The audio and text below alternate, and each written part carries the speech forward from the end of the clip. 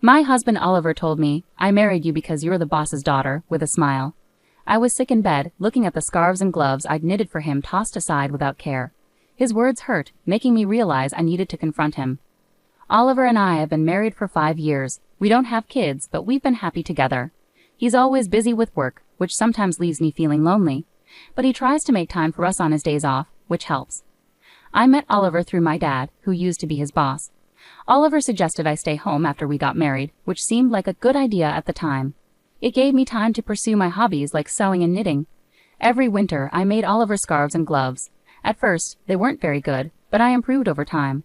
Oliver started saying they were as good as store-bought ones, which made me happy and encouraged me to keep sewing. One day I told Oliver, "Someday, when we have a child, I want us to sew together." He smiled and replied, "Maybe I'll learn when the time comes." I always supported Oliver, took care of the house, and made sure we spent time together on his days off. With his high salary, we seemed to live a privileged life to outsiders. I was content with this life, imagining a quiet future with my kind husband and our child.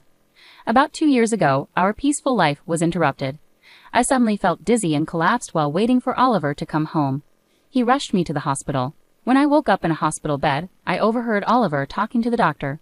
My symptoms were serious and likely something I would have to deal with for life. It wasn't life-threatening immediately, but it could happen again. Given my condition, doctors advised me to stay in the hospital until I recovered somewhat. Seeing my anxiety, Oliver reassured me, "You'll be here for a while, but don't worry. I'll visit whenever I have time off from work. We'll get through this together."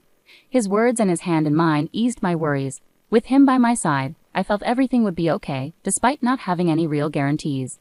True to his promise, Oliver visited me nearly every day after that. He held my hand, checked on me, and brought my favorite sewing tools when I mentioned how boring the hospital days were. We spent time sewing together and chatting about little things that happened each day.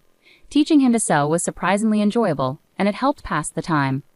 But after about a year, the regular visits dwindled. Instead of daily, Oliver started showing up only every few weeks. I figured he must be busy with work and continued sewing, planning to give him the finished scarf I was working on when he visited next.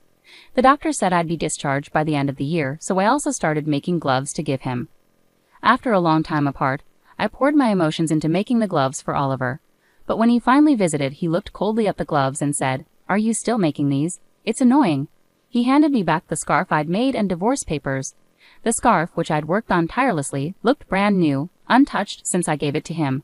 "You've been in the hospital for 2 years now. I heard you're getting discharged soon, but I can't keep taking care of you," he said. "Let's get a divorce." I looked at the divorce papers. Oliver had already signed them. I thought, so this is how it ends. Truthfully, I'd thought about this possibility ever since he stopped visiting regularly. I tried to convince myself he was just busy with work. But I knew the real Oliver wouldn't neglect me like this. If work had gotten in the way, he would have told me. When he stopped coming without explanation, I knew this was coming. That's why I managed to ask calmly why he wanted a divorce. I wasn't trying to hold on to Oliver. In fact, I knew I had probably become a burden to him. If the kind Oliver I knew wanted a divorce, then I guessed I had no choice. But since Oliver had promised we face things together, I was curious why he had changed his mind. When I asked him, still dazed, Oliver replied harshly, "Isn't it obvious? Since I married you, it's been nothing but trouble. I'm tired of those scarves and gloves you give me every year. I only married you because your father's the boss. How am I supposed to handle you getting sick on top of everything?" He laughed at me mockingly, saying he was fed up with dealing with me. It seemed he resented my innocent enjoyment of our life together.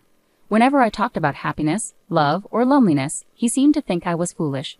Who even wears handmade scarves anymore without feeling embarrassed? Getting those things from you was annoying and a hassle. As Oliver spoke, I noticed he was wearing a luxurious scarf that I hadn't given him. It was clearly better quality than the ones I had made. I wondered if he had never used any of my gifts before. Perhaps they had always annoyed him, and I hadn't realized.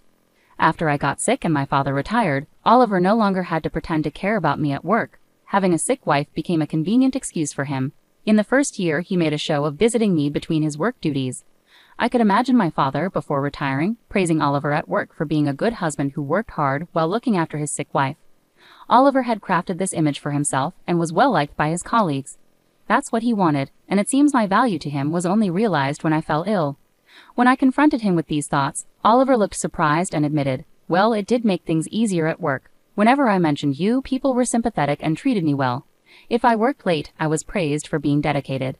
If I needed a break, I just had to say my wife is, and that was enough." He said this without a hint of regret.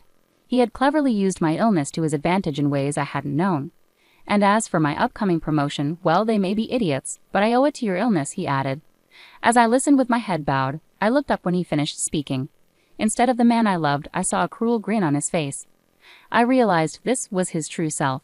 Well, if I could be of some use, then that's good. We probably won't see each other again, so take care, I calmly said, returning the divorce papers to him. He took them without a second glance and swiftly left. That marked the end of our marriage, and I silently cried. After some time, I left the hospital and moved back in with my parents.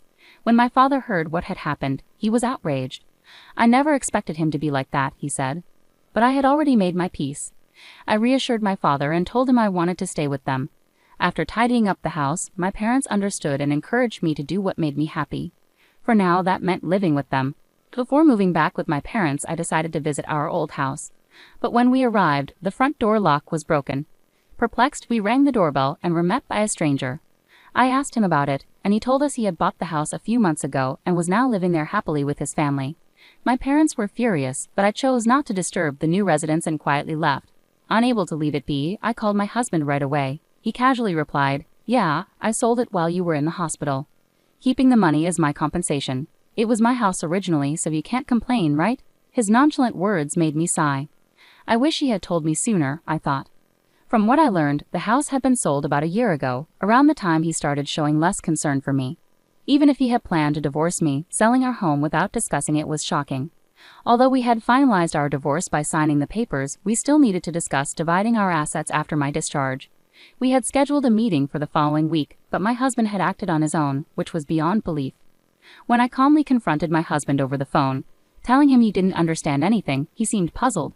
"What do you mean?" he asked. I replied, "I'll explain next week," and hung up. I smiled at my concerned parents and asked my father for a favor. I shared my plans with him and asked him to get everything ready. "I've already prepared all the necessary documents. There's not much time before our meeting next week, but we'll manage," my father said, with a slightly worried smile. As my father, he probably felt guilty for introducing me to my husband. His anger toward my husband spurred him to do everything possible to help me. I thanked him and looked forward to our meeting day. Just imagining my husband's face made me smile for the first time in a while. With my father's support, I got ready for the meeting. We decided to meet at my parents' house. We sat in a row, my parents and I on one side, and my husband on the other. He must have known my parents were hurt by the divorce, but he seemed indifferent now. He probably felt there was no need to respect my parents anymore. He remained composed, even showing a hint of a smirk. His attitude was disrespectful and arrogant. "I'm the one who's been wronged here, but I don't plan to ask for too much," I said calmly. "The money from selling the house will be enough," my husband replied, trying to appear generous. My father's face turned red with anger, but I gently placed my hand on his to calm him. We knew that in this discussion my husband was the one at a disadvantage, so there was no need for us to get overly upset. "Before we proceed, there's something important to discuss," I continued, and my father handed over a document. It proved that the land under the house my husband sold belonged to my father. Yes, the house was in your name, that's clear. "But the land belongs to my father, and he holds the title," I explained, showing him the document. My husband frowned slightly. "So what? The house was still mine. No one can complain. Do you think this gives you a way to get back at me?" He chuckled as if he found the whole situation absurd. "It's true that legally, selling the house under my husband's name posed no issues, even though the land belongs to my father," I explained further. "However, this creates a significant problem for the family who bought the house. You sold the house, right? But since my father owns the land, he could demand rent from the family living there. Wouldn't that cause trouble?" I questioned. "We're not planning to take that step, but we won't give up our land rights for nothing. In this situation, our plan is to offer the family the opportunity to purchase the land. We won't ask them to leave or charge rent monthly, but it would be problematic if they refuse to buy the land. Originally, my father intended the land as a gift for us to live on, not to be given away freely to strangers. If they refuse, the family who bought the house might even sue you because the deal wasn't as they were led to believe. Imagine their frustration buying their dream home only to find out they have additional expenses." After we confirmed my father's ownership of the land, we went straight to the family who bought the house. When we explained the situation, they were understanding. They agreed that if there were any legal issues, it would be the seller's responsibility, meaning my husband. They mentioned they might sue him if negotiations failed. Seeing my husband's face go pale, I knew he realized the seriousness of the situation. He understood he could face significant financial consequences. In a shaky voice, he asked, "What should I do?" I smiled and replied, The family could buy the land from us to settle everything smoothly. You'll have to cover that cost. Once they own both the house and land, all current issues will be resolved. Since they weren't informed of the land's value when buying the house, they might demand compensation from you. But that's their decision. The problem is, due to its prime location, the land could be worth more than the house. Even if my husband sells all his assets, it might not be enough. In the end, he could be left with nothing. Alternatively, you could buy back the house and pay for the land, along with a relocation fee to the family. This would return both the house and land to your possession. You could then sell them again, possibly making some money. However, after paying the relocation fee, it's unlikely you'd end up with much, I explained. Either way, you're facing losses, I continued. And regarding alimony, your actions have caused me significant mental distress. I intend to seek compensation for that, so keep that in mind. I've come to realize you used me as a pawn for your career ambitions. Now that I know this, I'm repulsed by everything you've done, and I plan to pursue damages for the emotional distress it's caused me. While evidence may be limited and winning uncertain, discussing this matter is crucial given your current situation. Cornered, Oliver may soon face these harsh realities, my father added. Despite being retired, I still have many connections from my career. I've been in touch with former colleagues who have shared your opinions and actions regarding my daughter. You're being looked down upon by everyone, Oliver. With a cheerful smile, my father shared the news, and finally, Oliver understood the gravity of his situation. The status he had built at work, using me and the money from selling the house without my consent, was slipping away. Now let's discuss what happens next, I said, clasping my hands together and smiling. It was a different smile from any Oliver had seen before, brighter since our separation. You must understand that the fate of your assets will be decided today, I continued. Drawn in by my words, Oliver could only manage a forced laugh, tears in his eyes. The negotiations favored me, and Oliver agreed to pay alimony. We also settled that Oliver would compensate for the land where the house stood, which we then explained to the family who bought our house. In the end, everyone benefited except Oliver, who lost everything. The rumors my father started spread through the company, causing Oliver to lose his status and halt his chances for promotion. As the rumors continued, Oliver found himself isolated, and eventually my father informed me that Oliver had resigned. It's tempting to see it all as karma, as gains made through exploitation are fragile. What Oliver thought he had achieved turned out to be fleeting. As for me, I'm living in my parents' home now and teaching sewing classes. My classes aren't packed, but I earn a decent income thanks to local participants like neighborhood women and children. Although I couldn't have children of my own, as I once mentioned to Oliver, I've discovered that sharing my passion brings me genuine happiness.